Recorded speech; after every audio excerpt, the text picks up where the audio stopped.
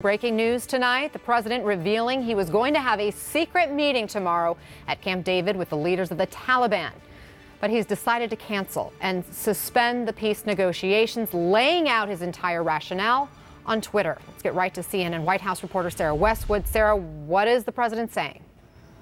Well, Anna, President Trump revealing that tomorrow he did have high-level talks, a high-level meeting at Camp David with the Taliban, with the President of Afghanistan. But in a surprising series of tweets tonight, he's announcing that summit will no longer take place, writing just moments ago, unbeknownst to almost everyone, the major Taliban leaders and separately the President of Afghanistan were going to secretly meet with me at Camp David on Sunday. They were coming to the United States tonight. Unfortunately, in order to build false leverage, they admitted to an attack in Kabul that killed one of our great soldiers and 11 other people. I immediately canceled the meeting and called off peace negotiations. Now, it's unclear what President Trump means when he says he's ended these peace talks. The lead U.S. negotiator with the Taliban, the special envoy to Afghanistan, had announced less than a week ago that the Taliban and the U.S. had reached an agreement in principle that would have involved the U.S. pulling out some troops from Afghanistan in exchange for the Taliban meeting certain conditions. But a major setback here with the bombing that claimed the life of one U.S. service member, 11 other people when a car bomb exploded near the U.S. Embassy in Kabul on Thursday. So, Anna, it's unclear what the fate of that preliminary deal may be. The special envoy to Afghanistan had already announced that he was heading back next week to Doha to continue negotiations. Unclear, Anna, if those are going to continue.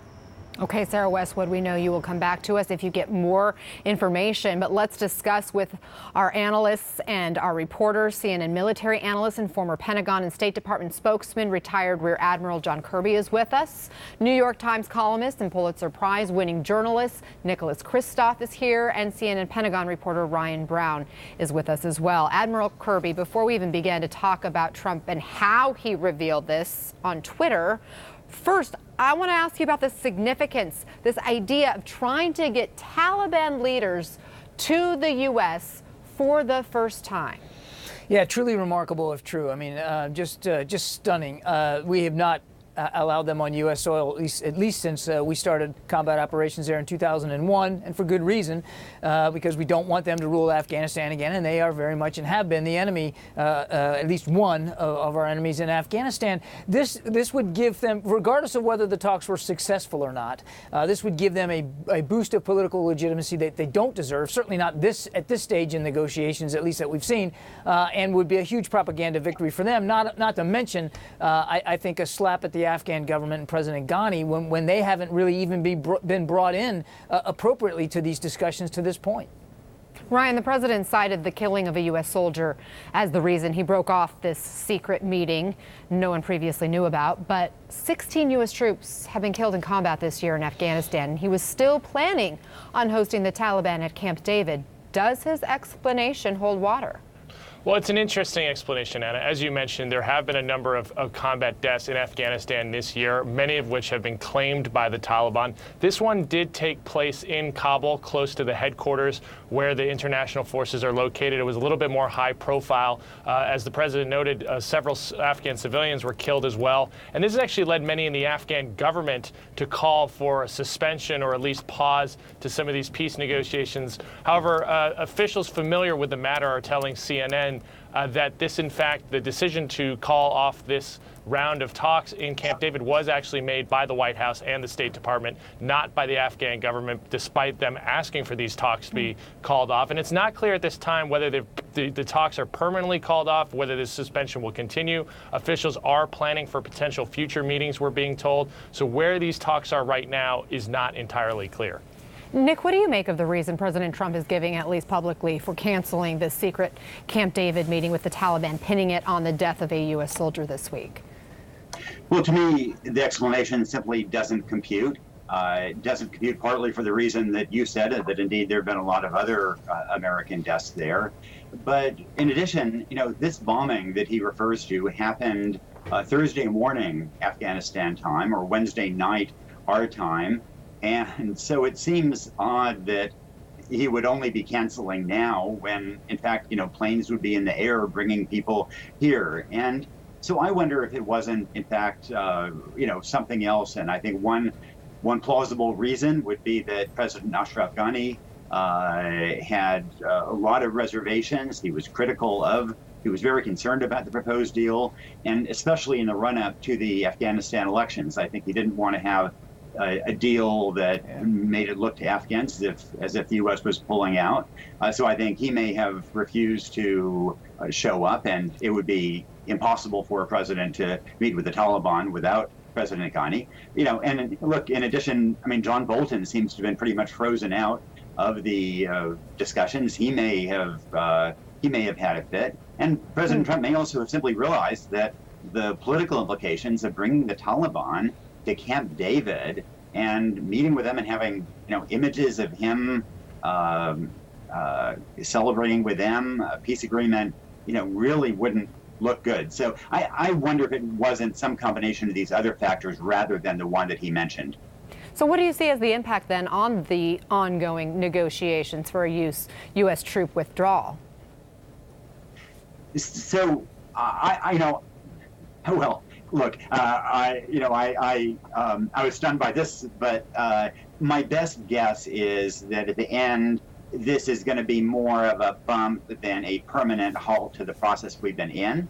And I think that's partly because President Trump really does want to bring out U.S. troops. I think that there is, a strong pressure from both the U.S. and the Taliban to try to work out a deal. And I wonder if after the Afghan elections, maybe there, something will happen. If this isn't more of a delay than a real end to the process. But I would sure be surprised if there is any major negotiation happening at Camp David. I think the idea of the Taliban coming to Camp David is kind of overwhelming and probably will not ever end up happening.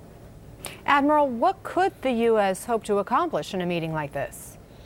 Well, you would have to assume and hope that if they were going to have a meeting at this level at Camp David, that they were that far along in the process so that it would be really just nailing down the details, some verification procedures for both sides, sort of inking all the final eaches of the deal. That's what you would hope or you would expect with a meeting with the President of the United States at Camp David. And Anna, I spoke to Afghan officials as recently as this weekend who are close to the process, and I got no assurance from them at all that they were that confident that we are anywhere near that stage. In fact, I sensed and heard great frustration that they've been left out of it to this point, that there hasn't been any consultation. President Ghani was simply showed the draft agreement. He wasn't even allowed to hang on to a copy of it. So it doesn't appear like we're anywhere near that level. And I agree with Nick. I don't think this will stop it or end it, but it certainly does demonstrate how difficult this is. And don't forget, the Taliban just 8 days ago conducted a very coordinated major attack in Kunduz. They have been fighting all along these negotiations and have proven really little to no willingness to stop the violence while they are in fact negotiating.